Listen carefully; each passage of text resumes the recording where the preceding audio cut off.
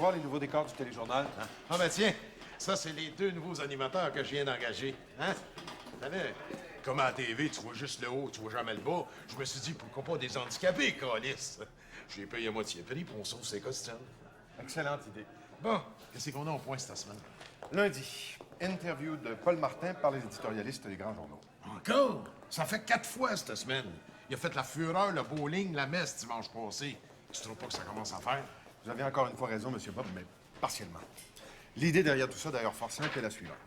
Plus nos spécialistes vont analyser ou faire semblant d'analyser la pensée de M. Martin, et dans ses moindres détails, hein, plus le public va être enclin à croire que la dite pensée existe réellement.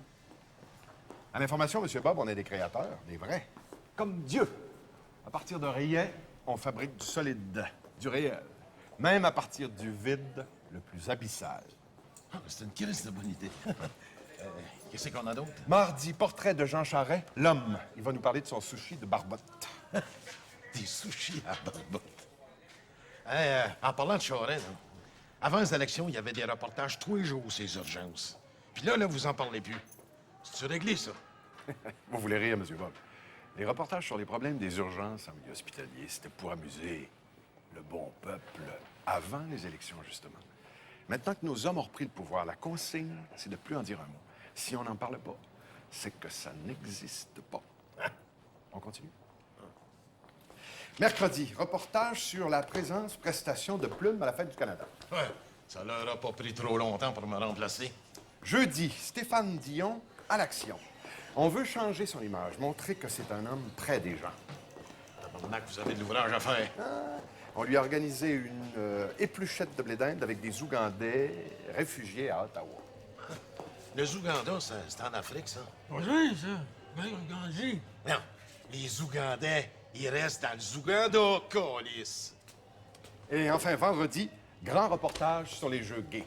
Les jeux gays. C'est quoi, ça, les jeux gays? La balle molle, le lancer du moineau, le marathon de reculons, le poignage de batte en plastique. Enfin, il revient ainsi. Qu'est-ce que la vaseline et la margarine molle viennent faire dans les jeux gays, Méo? Non, mais tu trouves pas que ça commence à faire la fierté gay? Il y a 2 semaines, c'était le mariage des gays. La semaine passée, c'était le droit des gays à l'adoption. Puis là, ça va être quoi? Le droit d'allaiter, le droit d'accoucher. Tant qu'à moi, là, que le monde fourre avec des poudules, des nains, des boîtes à mal, je m'en calisse. Mais là, chez moi, qui est tapette, esti, on dirait que c'est le problème le plus grave sur la planète.